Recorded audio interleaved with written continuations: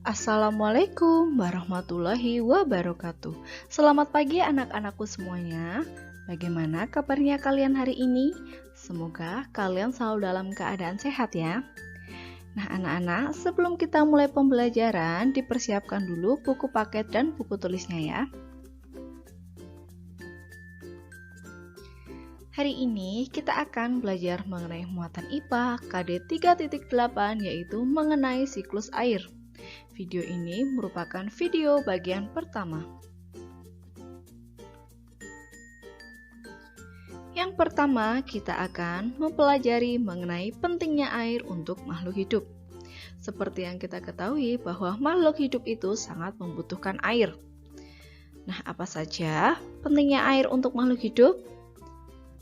Yang pertama, air yang ada di dalam tanah sebagai cadangan air untuk makhluk hidup. Yang kedua, air berguna untuk kelangsungan aktivitas makhluk hidup. Yang ketiga, yaitu air berguna untuk menjaga kelembapan suhu dan iklim di bumi. Yang keempat, yaitu air berguna untuk proses fotosintesis pada tumbuhan.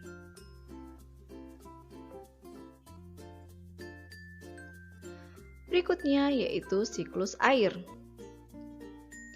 Siklus air merupakan proses perputaran air yang terjadi secara terus-menerus dari permukaan bumi ke atmosfer dan kembali lagi ke permukaan bumi.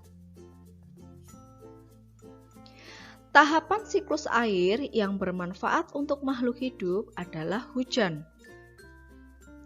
Karena hujan mengakibatkan ketersediaan air di permukaan bumi yang akan dimanfaatkan oleh makhluk hidup.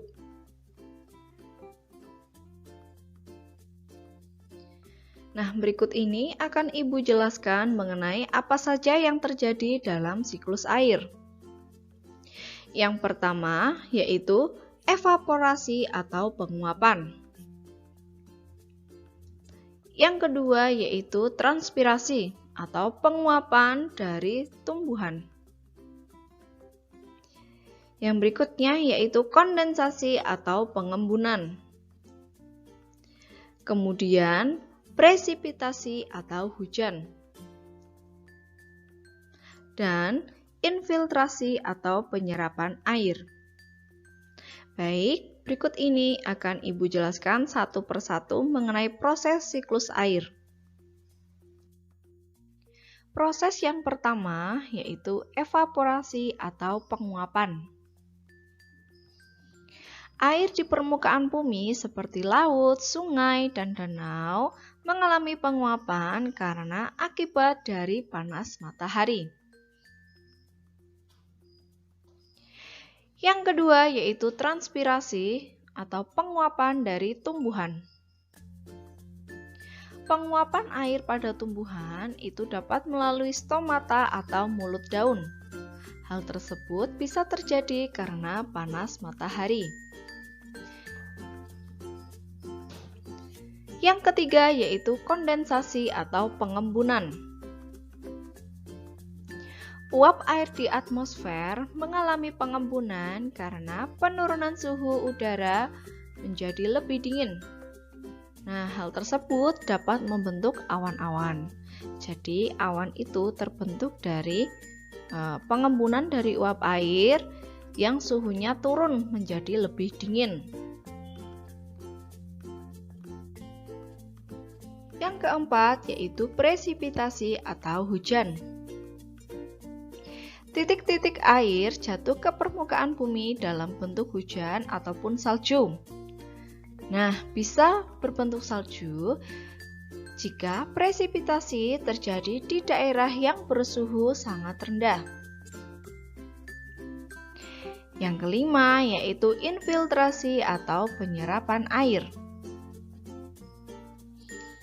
Peresapan atau penyerapan air melalui pori-pori tanah. Nah, air hujan yang sudah masuk melalui pori-pori tanah itu dapat tersimpan menjadi air tanah yang berguna sebagai cadangan air untuk makhluk hidup.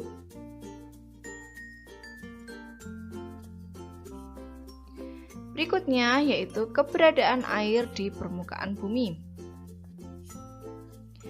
Air hujan yang turun ke permukaan bumi, maka air tersebut akan mengalami yang pertama yaitu diserap oleh tanah atau yang kita sebut dengan proses infiltrasi.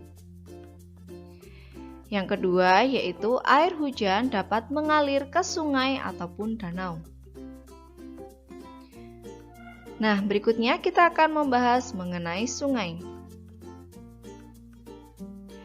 Sungai terbentang dari hulu sampai hilir.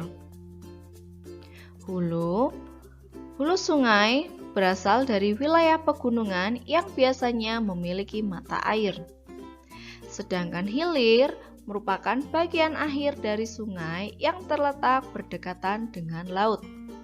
Seperti yang kita ketahui bahwa air yang ada di sungai banyak dimanfaatkan oleh makhluk hidup. Seperti bisa untuk alat transportasi, kemudian untuk pengairan ke sawah, kemudian untuk keperluan aktivitas manusia maupun hewan dan tumbuhan.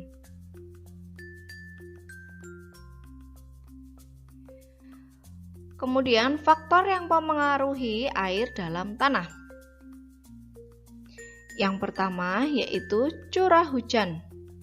Semakin banyak curah hujan yang turun, maka semakin banyak pula cadangan air yang tersimpan di dalam tanah. Yang kedua yaitu material batuan. Lapisan tanah yang mengandung banyak batuan akan menyimpan air lebih banyak sehingga air bertahan lebih lama di dalam lapisan tanah yang mengandung banyak batuan tadi. Ketiga yaitu lereng pegunungan. Pada lahan miring, air akan mengalir ke tempat yang lebih rendah, sehingga kandungan air akan sedikit yang tersimpan di lahan yang miring. Air tanah mudah disimpan di lahan yang lebih datar. Yang keempat yaitu keberadaan tumbuhan. Tumbuhan berperan menggemburkan tanah, sehingga air hujan dapat tersimpan lebih banyak di dalam tanah.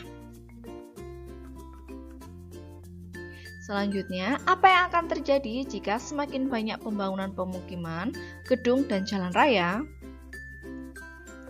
Hal tersebut akan mempengaruhi penyerapan air dalam tanah, karena permukaan tanah sudah ditutupi oleh bangunan maupun jalan raya. Jika air tidak banyak tersimpan, maka ketika musim kemarau kita tidak memiliki cadangan air yang banyak, sehingga bisa mengalami kekeringan. Sedangkan saat musim hujan, maka air tidak dapat terserap secara baik oleh tanah karena berkurangnya daerah resapan air. Nah, hal tersebut dapat menyebabkan bencana banjir dan tanah longsor. Jadi anak-anak, penting sekali ya bahwa lahan terbuka itu untuk peresapan air sebagai cadangan air untuk makhluk hidup. Begitu pula itu sangat penting ketika musim hujan karena air hujan itu dapat banyak terserap oleh tanah sehingga mengurangi risiko banjir maupun tanah longsor. Tidak hanya pemukiman, gedung, dan jalan raya, tetapi juga pemasangan konblok di jalan itu juga mempengaruhi peresapan air di dalam tanah. Seperti itu. Baik anak-anak, itu saja materi yang dapat Ibu sampaikan. Apabila terdapat materi yang masih membuat bingung, bisa kalian tanyakan kepada wali kelas kalian masing-masing ya. Sekian video pembelajaran pada hari ini. Kita akan bertemu lagi pada video pembelajaran berikutnya. Wassalamualaikum warahmatullahi wabarakatuh. Selamat belajar anak-anakku semuanya.